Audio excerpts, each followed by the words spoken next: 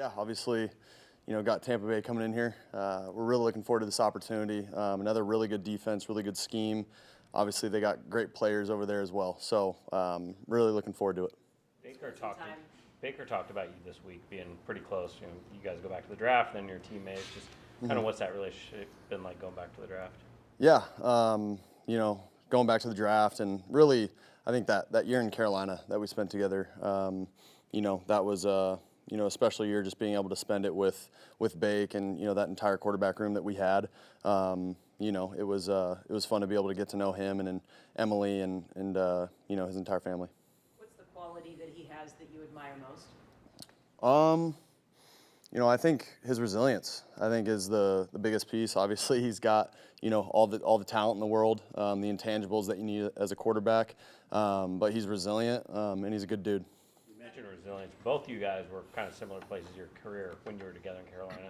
Did you ever have those conversations about kind of the route you've gone that far, or was it just kind of focusing on that year? Yeah, we had conversations every now and then about, the places that we were and, things that had happened and similarities between us, for sure.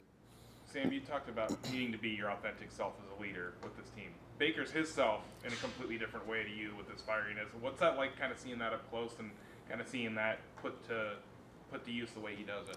Yeah, Bake's, he's a competitor, and like you said, he's pretty fiery with it. It's cool to, be able to watch some of his tape too when he runs for a first down. Getting as excited as he does, gets the crowd into it. It's fun stuff, and but.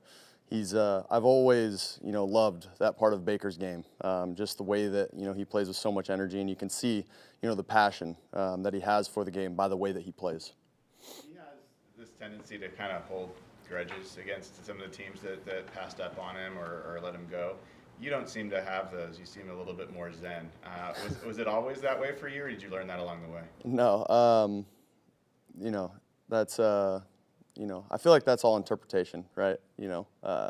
Baker maybe a little bit more outspoken about it. For me, it's just, at the end of the day, like I come in here every single day, I do my job. Whatever I think, about, people or places, that doesn't, at the end of the day, it doesn't matter to me. It's just about me going out there and doing my job every single play. Sam, how do you master the art of being decisive in the pocket? I've talked to a couple of some of your offensive players yesterday, and that came up, your ability to be decisive in the pocket.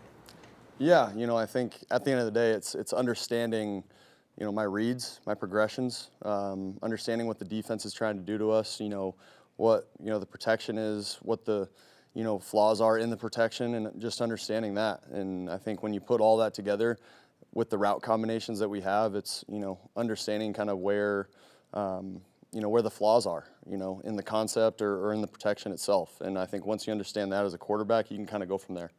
When you take a look at this Tampa defense, it's kind of tough to tell who's going to be on the field based on injury. So how does that affect preparation and watching film? Yeah, at the end of the day, their scheme is what it is. It's a very good scheme. I feel like Coach Bowles is, puts his guys in really advantageous situations a lot of the times, whether it's showing one way, bringing it the other way, showing one way, and then bringing it from that same, spot that they're showing it. So they have it all certain ways, and I think, we just have to be prepared, for whatever, for whatever happens, whatever looks that we get, just understanding kind of what that play that we're running, what we get if we get a certain pressure one way, what we're throwing, and just kind of figuring it out, conceptually that way. There's a lot that kind of goes into it, but I'm very excited. That's what makes it so fun to be able to go up against a defense like this. Is it really is a chess match, and I'm excited to be able to go up against this defense and all the great players, like I said, that they have on that side of the ball. Numbers indicate you're hitting your backside reads a little bit more than in the past, backside digs, things like that. Is that something that you worked on this offseason? Is it something that's an emphasis of the offense? How do you explain that? Yeah, I think, first and foremost, it's, the line, the running backs being able to protect and give me that time to be able to get to those reads. Without them, it wouldn't be possible to get to, three or fourth, guy in the progression. So, that's a huge credit to those guys. And for me, it's just, understanding when it's shut out on the front side and, knowing that I have to get backside. So it's a combination of kind of coincidence as well. Sometimes the coverages that they play. You know, the front side isn't as good as the back side, and all of a sudden the back side becomes the #1 read. So. Going back to you and Baker, you're two of several quarterbacks in the league who, you know, maybe went different routes to get to the success you're at now. Is that kind of a point of pride, just maybe to show other young quarterbacks or other teams, like, hey, just because a guy doesn't do everything in year 1 or 2, they can still be good at the show? Yeah, I think, you know, there's a ton of great examples of, you know, resiliency or grit, you know, throughout the entire league. You know, it's hard to do what me and Baker have done in the league, but I would argue that it's, you know, just as hard to, you know, have continued success, just like, you know, guys like Josh Allen or Patrick Mahomes have had throughout the league. So, you know, there's so many different ways to cut it, and so many examples, especially for little kids out there that are striving to be, you know, professional, not only professional football players, but professional athletes. There's so many great examples of resiliency in the league because, you know, just because you have a lot of success doesn't make it easy. When you were with the Jets, 3rd overall pick, did you feel the pressure of franchise quarterback, top pick, expectations? No, I think for me, I really, you know, even at a young age, I felt like I had a good mindset of going and attacking every single day as its own, and not worrying too much about, you know, the outside pressure or, you know, things that, you know, at the end of the day, I don't really have control over. You've now had 4 weeks, at least regular season weeks, with Clint Kubiak. What's one thing that's similar to him and Kevin O'Connell, and maybe one thing that's different? Yeah, it's a great question. I think, you know, there's some things schematically and philosophically that, you know, they would agree on and disagree on. You know, I think, you know, there's a lot of things, a lot of similarities, a lot of differences, but I'm not going to sit up here and act like I know all of it. But I would just say both of them are really good coaches, and, you know, they're really good at being able to put their players in a really good position to succeed out there on the field. This could not be any more off topic, Sam, but we're doing a story on some quarterbacks who do or don't wear the play sheets on the wristband. It looks like you've done that for the most part throughout your career. Is that right? You've worn one? Yeah, I've done both, but yeah, for the most part, I've worn a wristband. What do you like about it?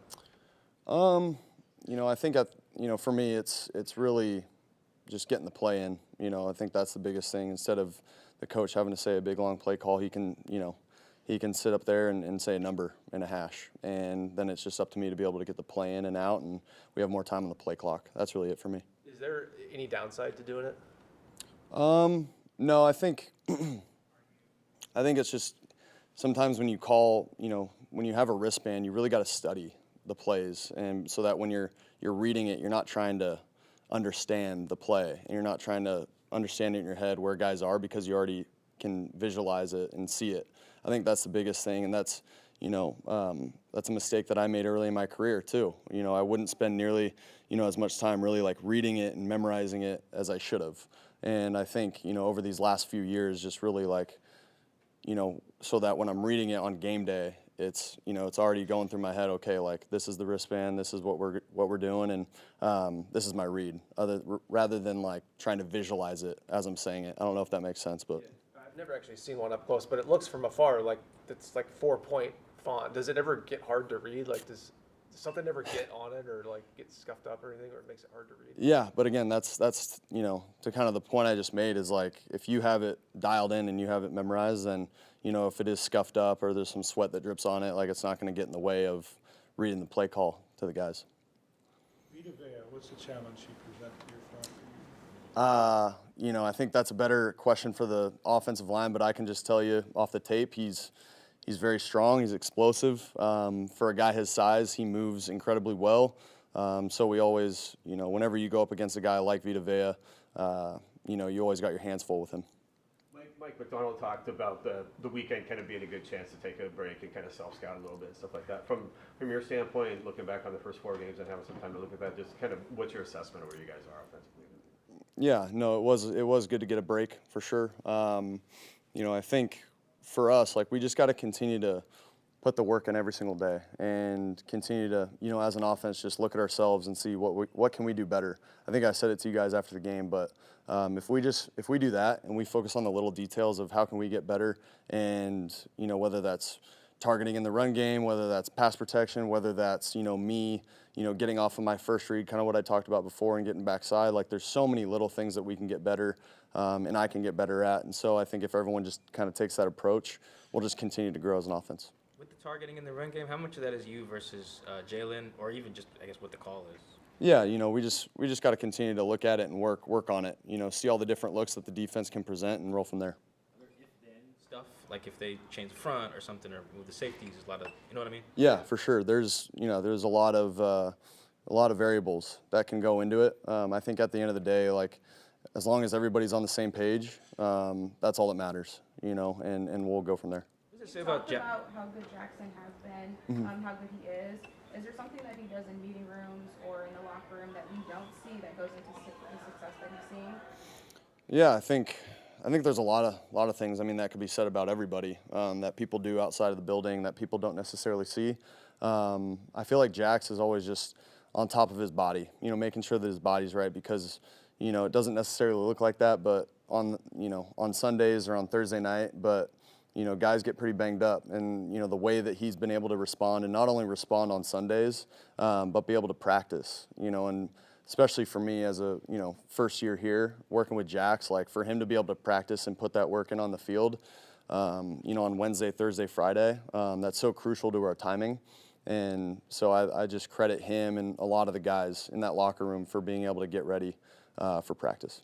What does that say about him that he has 0 targets, I think officially, in that first half, but like it's not, going to you like, hey, Sam, get me the ball now? Yeah, no, Jax has been great with all of that. It's a credit to who he is as a person. He truly puts the team first, and so that's always something that I respect about him. Sam, thank you. Appreciate it, guys. Thank you. Sam.